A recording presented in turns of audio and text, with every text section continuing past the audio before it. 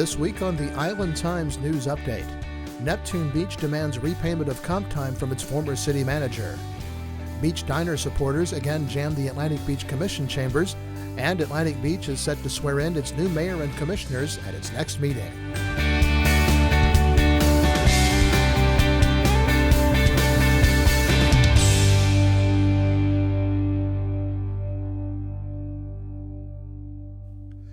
Welcome to the Island Times News Update.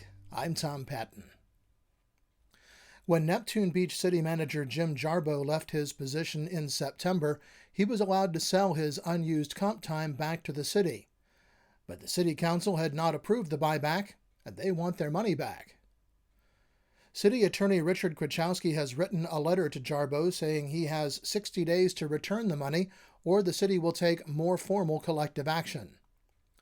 In all, Jarboe was paid $37,386.41 for unused comp time, which was paid using several individual checks from what City Finance Director Steve Ramsey described as an account separate from the one normally used for payroll. But while Jarboe had been approved to have payments for his unused vacation placed in his retirement account for tax purposes, the comp time buyback had not been approved or budgeted by the City Council. According to the letter from Kwiatkowski, at no time was the council advised of your compensatory time accruals, nor were they requested to authorize or otherwise grant the reimbursement of any such compensatory time accruals. Kwiatkowski goes on to say that Jarboe may have collected reimbursement for food, gas, mileage, and other expenses that he incurred on personal vacations or other non-city business that were paid with a city credit card. Kwiatkowski said the city is continuing to investigate those charges and may demand further reimbursement from the former city manager.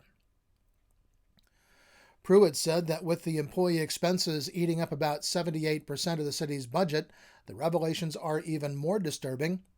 She told the Island Times that she plans to instruct City Manager Hyatt to work towards a goal of reducing that figure by 20% next year. Jarboe has had no response to the letter. Gate Petroleum has submitted a site plan to the City of Atlantic Beach for its proposed gas station and convenience store in Atlantic Boulevard that would not require a vote by the City Commission and could be approved by the city staff. The site plan cuts the number of parking spaces for the popular Beach Diner from 90, which it claims as a tenant of the Atlantic Palms Plaza, to 19, which would be the number required by the city code, given the number of seats in the restaurant if it were a separate entity. Despite there being no agenda item for the proposed convenience store, supporters of the Beach Diner once again packed the commission chambers at their meeting Monday night. During the period for public comments, attorney Paul Aiken, who owns the property just west of the proposed convenience store, said that the controversial issue should be put before the Community Development Board. The Community Development Board has the power, the duty, the responsibility, and authority to exercise supervisory control over planning and land use within the city.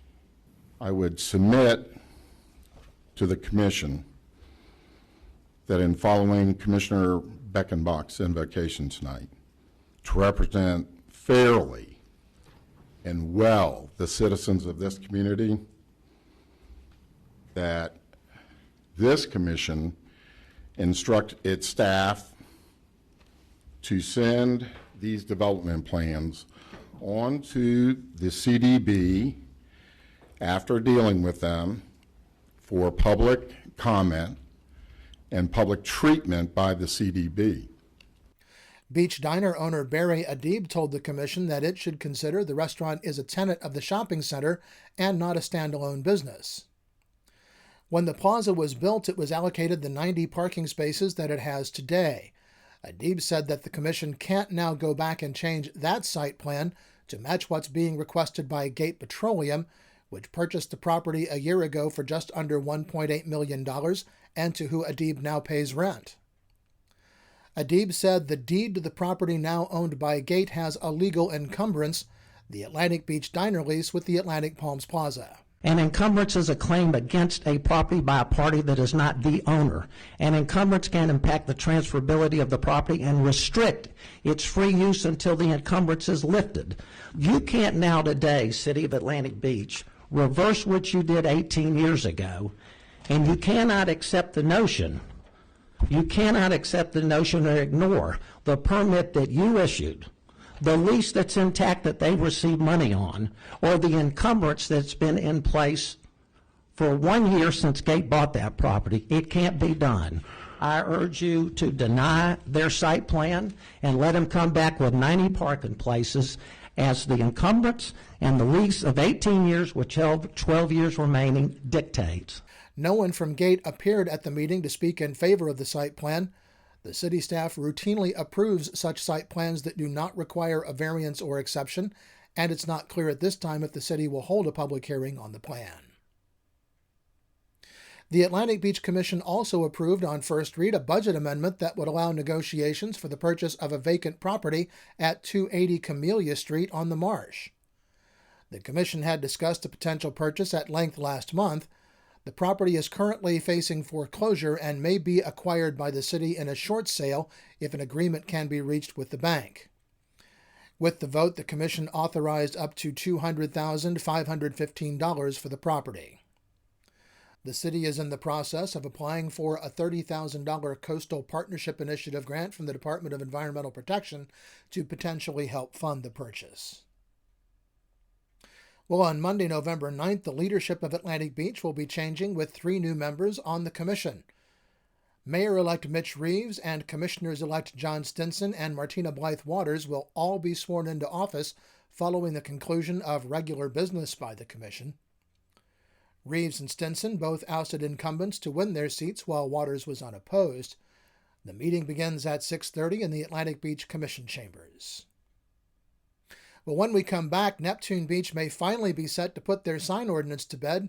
This is the Island Times News Update.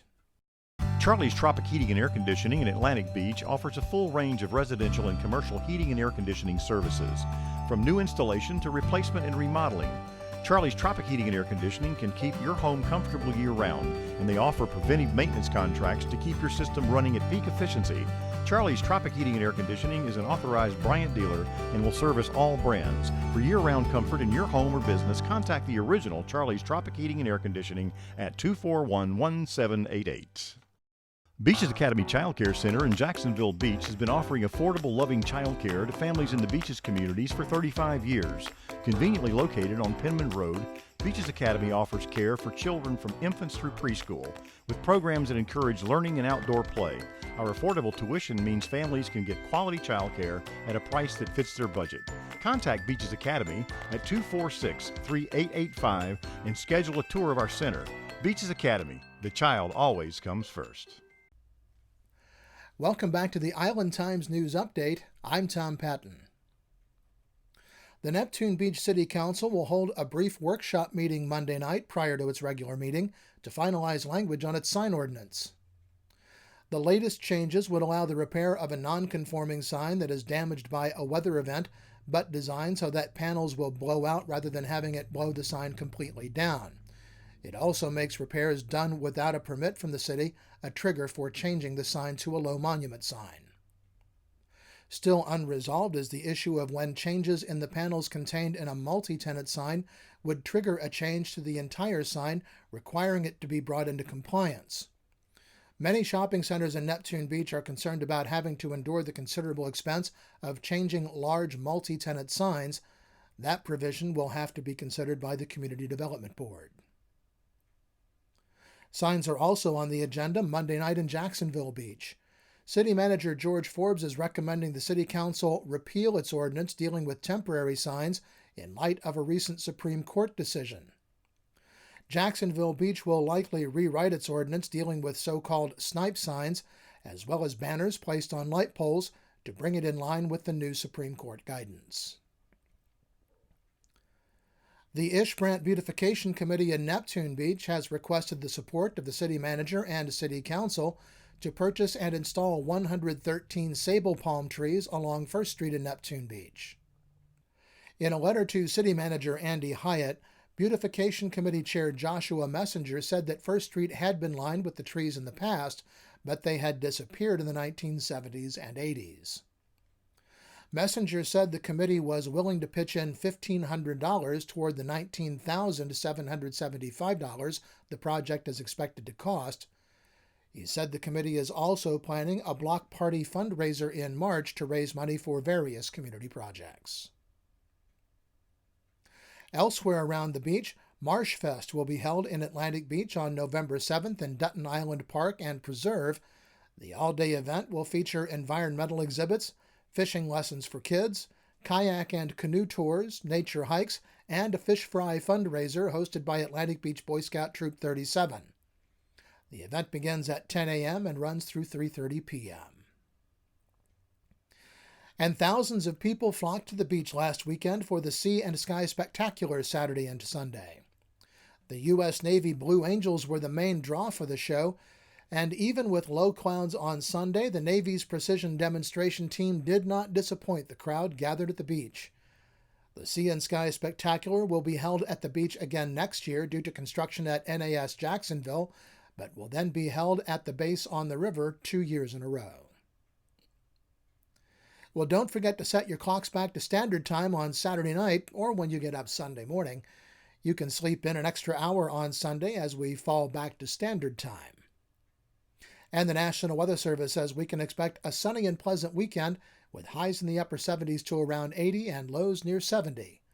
There's a slight chance that rain will move back in on Sunday night and continue through the early part of next week. The Island Times is always digital, always free at www.theislandtimes.com. Like us on Facebook and follow us on Twitter to be the first to know about stories posted to the Island Times. I'm Tom Patton. Thanks for watching.